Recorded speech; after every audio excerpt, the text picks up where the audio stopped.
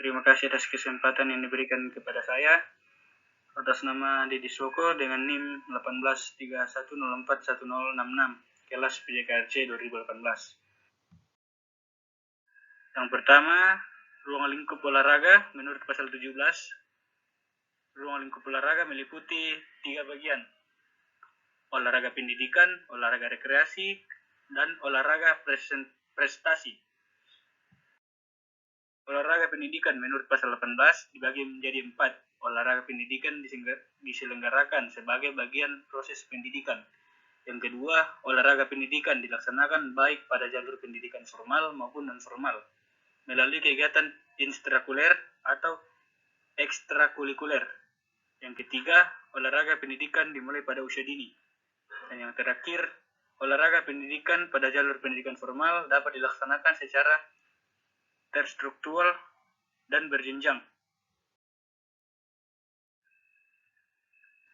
Bagian selanjutnya, olahraga rekreasi menurut pasal 19 dibagi menjadi 4 bagian juga. Yang pertama, olahraga rekreasi dilakukan sebagai bagian proses pemulihan kembali kesehatan dan kebugaran. Yang kedua, olahraga rekreasi dapat dilaksanakan oleh setiap orang, satuan pendidikan, lembaga, perkumpulan, atau organisasi olahraga.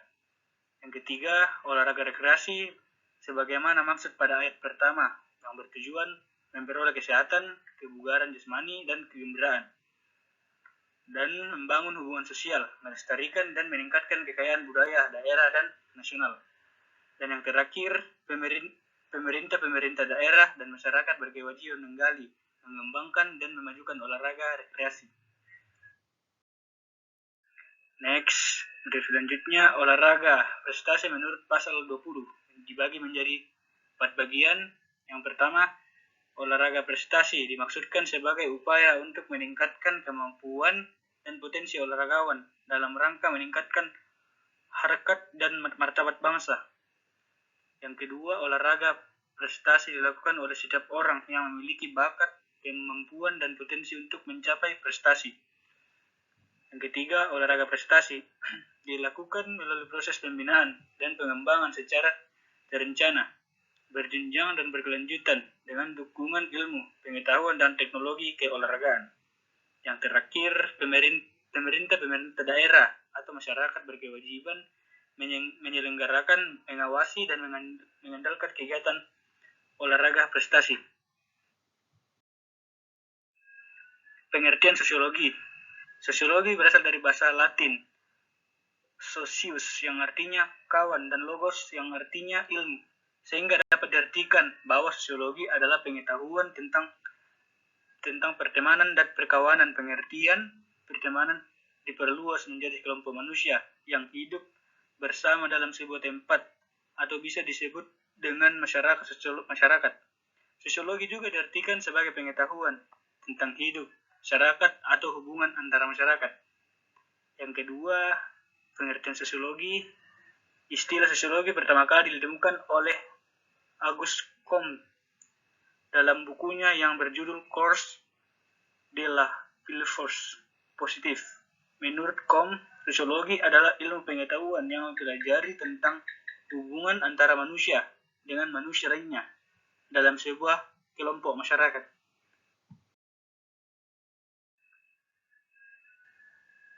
Pengertian sosiologi menurut para ahli. Yang pertama dari P.J. Bowman. Sosiologi adalah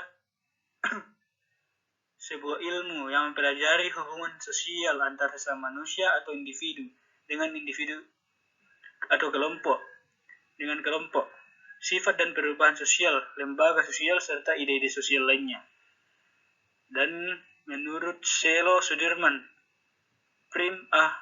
Srokon, dan Sulaiman Sumardi, sosiologi adalah ilmu mempelajari tentang hubungan dan pengaruh timbal balik antara berbagai sosial, keluarga, moral, agama, hukum, ekonomi, hubungan dan pengaruh timbal balik antara gejala sosial dan gejala non-sosial. Contohnya biologis, geografis. Selanjutnya, ruang lingkup kajian sosiologi dibagi menjadi 3. Yang pertama, ekonomi serta kegiatan usahanya secara prinsipil yang berhubungan dengan produksi, distribusi, dan pemakaian sumber-sumber kekayaan. Yang kedua, persoalan sejarah, yaitu hubungan dengan catatan kronologis. Contohnya, usaha, kegiatan manusia, beserta presentasinya yang tercatat. Yang ketiga, masalah manajemen, yaitu pihak-pihak yang membuat kajian berkaitan dengan apa yang dialami warganya.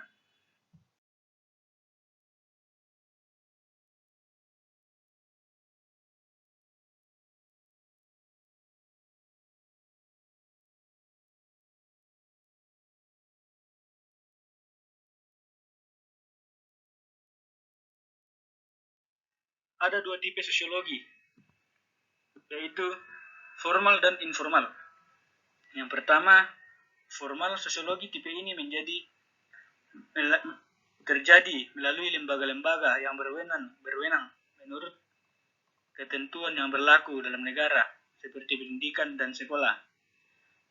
Informal adalah sosiologi tipe ini dapat di masyarakat atau dalam pergaulan yang bersifat kekeluargaan, seperti antar teman, sahabat, sesama anggota klub, dan kelompok-kelompok sosial yang ada di dalam masyarakat. Kita lanjut di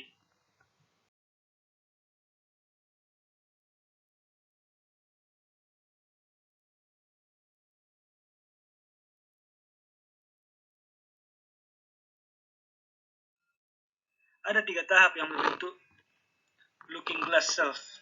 Yang pertama, membayangkan bagaimana kita di mata orang lain. Seorang anak akan merasa dirinya sebagai anak yang paling hebat dan yang paling pintar karena sang anak memiliki prestasi di kelas dan selalu menang di berbagai lomba. Yang kedua, kita membayangkan bagaimana orang lain menilai kita dengan pandangan bahwa si anak adalah anak yang hebat. Sang anak membayangkan pandangan orang lain terhadapnya. Ia merasa orang lain selalu membanggakan dia. Yang ketiga, bagaimana perasaan kita sebagai akibat dari penilaian tersebut. Dengan adanya penilaian bahwa sang anak adalah anak yang hebat, timbul perasaan bangga dan penuh percaya diri.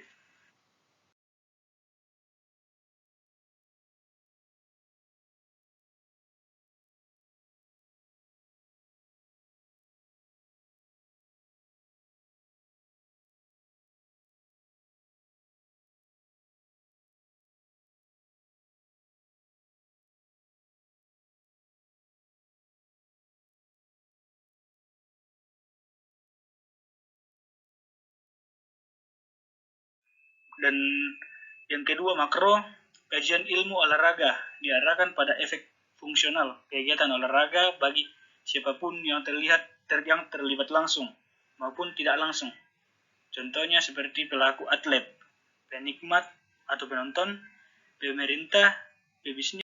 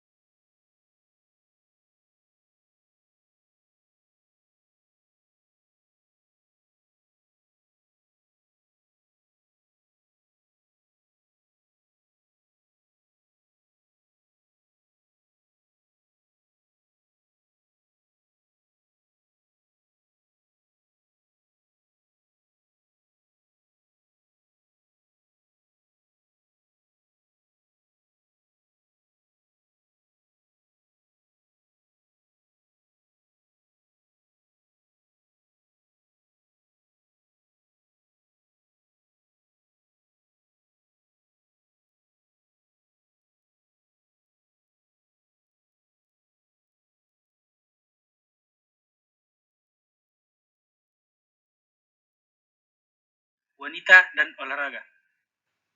Partisipasi wanita dalam bidang olahraga sudah mulai sejak tahun 70-an, dan perubahan tersebut terjadi dengan cukup drastis dalam beberapa alasan yang mengemukakan antara lain adanya perubahan yang terjadi berkaitan dengan nilai sosial yang terjadi pada masyarakat, terutama di negara industri. Hebat.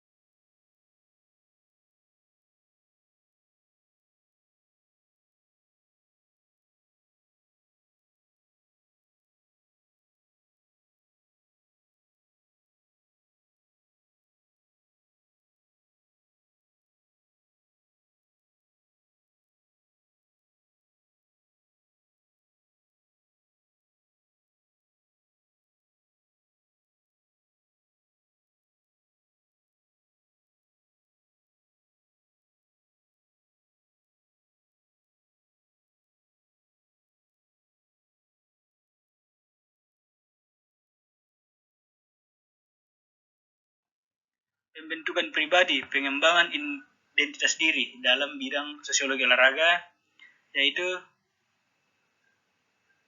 terhadap fenomena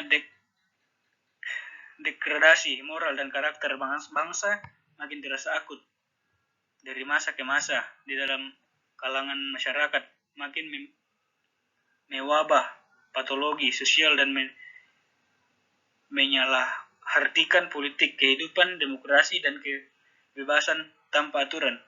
Selain itu juga ada perkembangan sentimen kedaerahan dan kebangsaan yang makin meluncurkan semangat nasionalisme. Maraknya kekerasan dan pelanggaran hak asasi manusia, terjadinya deklarasi lingkungan, radikalisme atas nama putritanisme dan otentisitas agama.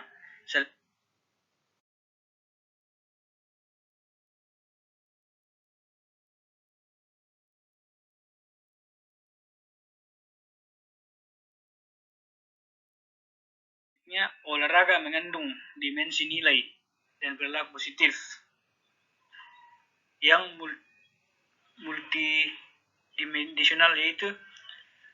multidimensional, yaitu yang pertama sikap sportif, kejujuran, menghargai teman dan saling mendukung, membantu dan penuh semangat kompetitif. Yang kedua, sikap kerjasama atau teamwork, saling percaya, berbagi, saling ketergantungan dan kecakapan membuat keputusan bertindak. Yang ketiga, sikap dan watak yang senantiasa optimis, antusias, berpartisipasi, gembira, dan humoris. Yang keempat, pengembangan individu yang kreatif, penuh inisiatif, kepemimpinan, determinasi, kerja keras, percaya diri, kebebasan bertindak, dan kepuasan diri.